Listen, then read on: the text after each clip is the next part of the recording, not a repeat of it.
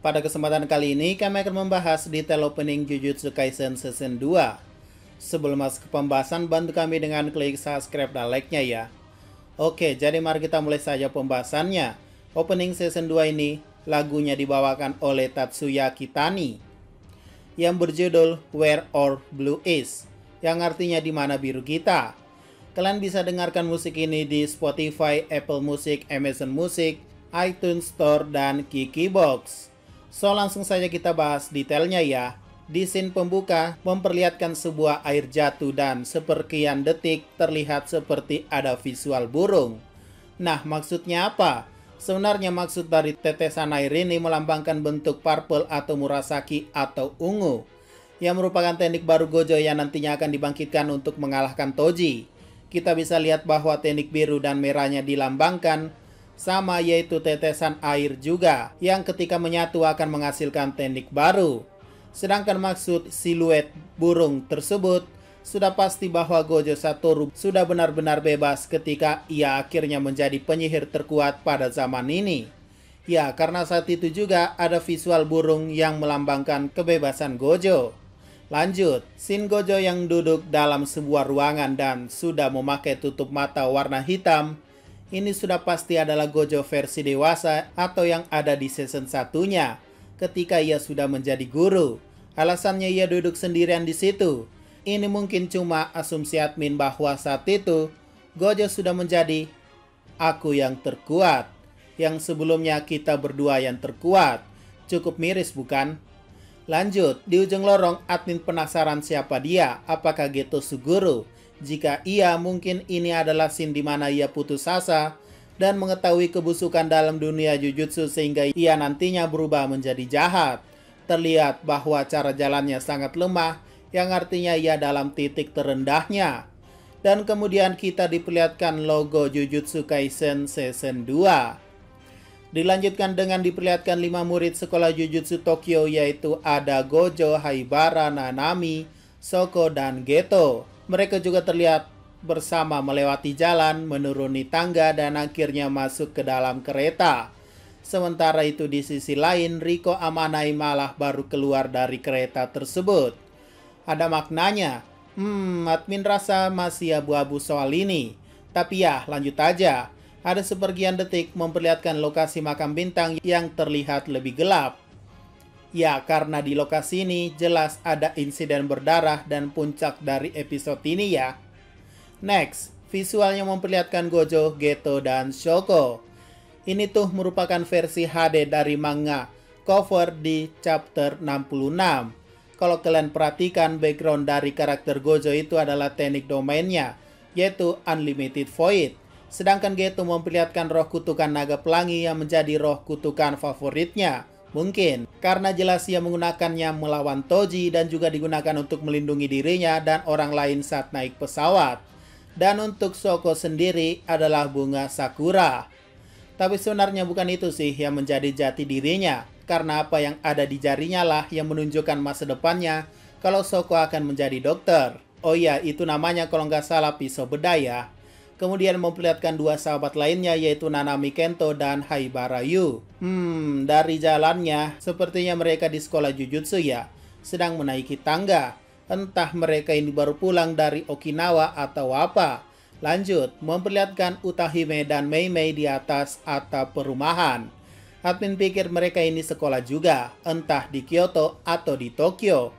Tapi detailnya adalah burung gagak ini sebenarnya melambangkan kekuatan dari Meimei sendiri, yang nantinya akan kalian saksikan di arc Shibuya Incident ya. Lalu memperlihatkan Toji Fushiguro dan partner kerjanya yang duduk berjauhan, yang udah diperlihatkan di episode 2 mereka berada di tempat judi pacuan kapal. Selanjutnya memperlihatkan 2 terkuat, yaitu Gojo dan Geto. Namun sayangnya di akhir mereka berjalan menjauh atau terlihat berpisah. Ya, sudah tahulah maksudnya apa. Dan uniknya di sini kalian mendengarkan musiknya seakan-akan ada yang tepuk tangan. Dan juga kebetulan memperlihatkan visual yang sedang tepuk tangan. Ini cukup miris sih, soalnya maksud dari tepuk tangan ini dan lengan mereka yang berbaju putih dimaksudkan pada anggota sekte agama bintang yang bertepuk tangan atas kematian Riko Amanai pada ending episode 4-nya kemarin. Mungkin ini sebagai penghubung atau titik di mana Geto dan Gojo berseberangan. Next, ada momen di mana Geto menyerap roh kutukan lagi. Nah, warna roh kutukan ini beda sama di episode satunya ya. Ini lebih mirip warnanya yang ada di movie-nya. Kemudian diperlihatkan Gojo, Geto, dan Shoko berjalan santai di tengah sekolah. Dan dilanjutkan dengan Toji yang jalan santai di tengah gerbang kuil yang panjang. Ini sudah pasti adalah jalan menuju ke sekolah Jujutsu dan alasan ia berjalan santai karena ia tak bisa dideteksi oleh penghalang.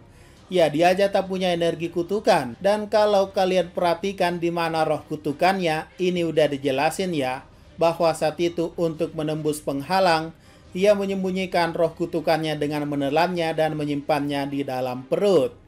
Next, ada Riko Amana yang berendam dan akhirnya menenggelamkan dirinya ke dalam air, yang mungkin berarti dua arti, yaitu pertama penyatuannya dengan Tuan Tengen atau kematiannya, karena visualnya berubah jadi dark atau gelap semua. Lanjut, di mana memperlihatkan Gojo dan Geto turun dari langit bersamaan, yang sepertinya mereka berada di sisi gedung. Nah, detailnya di sini adalah ada 3 anggota kelompok Q yang diperlihatkan. Malah lebih dari 3 kalau dilihat-lihat. Ini mungkin kode aja sih bahwa nantinya dalam ceritanya akan melawan pengguna Jujutsu Om Kepala Kardus ini yang juga memiliki teknik cloningan. Karena kita tahu anggota kelompok Q dikirim hanya 2 saja, yaitu Kokun dan Bayer. Next, kita diperlihatkan bahwa Gojo bisa menaiki naga pelangi milik Geto. Kelihatannya asik ya. Dan juga diperlihatkan ada roh kutukan yang digigit oleh roh kutukan Geto, yaitu naga pelangi. Yang jadi pertanyaan, apakah ini kode untuk lawan Geto nantinya, yaitu pengguna Shikigami, karena mungkin ini adalah Shikigami bukan roh kutukan. Atau jangan-jangan ini adalah teknik dari Kokun, karena sampai saat ini kita belum diperlihatkan apa kemampuan Kokun ini, selain Bayer yang jelas bisa mengendalikan logam berupa pisau atau pedang ya. Oh iya, admin notice juga bahwa salah satu roh kutukan ini sebelumnya sudah muncul di movie Zero. Nah, sedangkan Gojo melakukan pose yang mungkin adalah teknik barunya, yaitu Purple atau Murasaki. Atau mungkin Aka. Lanjut, dalam adegan ini terlihat Gojo dan Geto dimarahi guru Pakyaga lagi, sedangkan Nanami cuma melihatnya doang. Dan Shoko yang berusaha fokus untuk menyembuhkan Haibara. Karena perlu kalian ketahui, Shoko itu alihnya teknik pembalik kutukan ya, yang artinya ia bisa menyembuhkan orang lain. Namun sayangnya di scene berikutnya, Shoko marah karena konsentrasinya diganggu atas kebisingan yang dibuat oleh Gojo dan Geto, hingga membuatnya ia secara refleks memukul Haibara. Ya, kasihan Haibara, dari sakit tambah sakit. Sedangkan itu Gojo dan Geto yang dipukul malah terlihat bahagia. Admin wajarkan sih jika itu Gojo, karena mungkin pakai teknik Mugennya untuk tidak tersentuh. Tapi bagaimana dengan Geto ya? Kok senang juga? Next, ada scene dimana Riko mengambil HP temannya mungkin dan mengecek di dalamnya. Ya, mungkin ini cuma kejahilan kecil ya. Mungkin temannya suka sama cowok kali. Soalnya mereka sekolah khusus cewek, jadi pacaran mungkin adalah hal yang heboh di kalangan mereka. Dan ada scene kebersamaan Nanami dan Haibara, di mana Nanami menawarkannya untuk minum.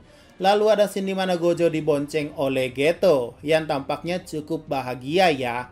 Lanjut, ada Toji yang terlihat dari pantulan genangan air di jalan, sedang membuang kupon judinya. Kalau dilihat dari angka 3-nya, ya ini adalah kupon judi Toji yang pertama kali ia bertaruh di nomor 3. Kemudian ada juga ia bertaruh lagi di nomor 3. Tapi semuanya gagal alias prediksi Toji salah semua. Yang jadi pertanyaan, kenapa Toji selalu milih nomor 3 ya? Sebenarnya admin gak nemui kolerasinya ada apa dengan nomor 3. Tapi kalau berdasarkan cocok logi, mungkin bisa saja. Yaitu, dalam arc ini Toji berhasil membunuh 3 orang, yaitu Gojo, Riko, dan Kuroi. Angka 3 juga merupakan hadiah uang dalam satuan yen, yaitu 30 juta yen. Lalu Toji memiliki 3 senjata khusus yang digunakan, yaitu pertama, Split Soul Katana atau Sakukon. 2. Inverted Spear of Heaven atau Amano Sakahoko. Dan ketiga, Change of Thousand Miles atau Banrino Kusari. Kemudian Gojo, Riko, dan yang lainnya sampai ke sekolah jam 3 siang. Dan misi pengawalan Riko berlangsung selama 3 hari. Ya, mungkin hanya itu yang bisa admin katakan. Ada yang mau nambahin? Next, Riko yang melihat ikan di akuarium dan seakan-akan ingin menyentuhnya. Mungkin gak sih adanya penggambaran ikan itu memiliki arti tersendiri bagi dirinya? Kalau dari biodata Riko, nama belakang Riko mengandung kanji untuk langit dalam nama amanya dan di dalam nama nainya.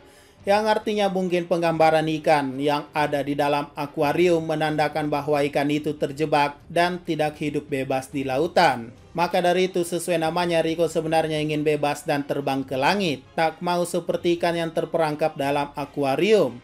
Ya mungkin itulah maksudnya. Akuarium juga berarti wadah atau wadah yang menampung ikan. Kalau dilihat dari sini memang benar bahwa Riko hidup hanya untuk jadi wadah dari orang yang bernama Tengen.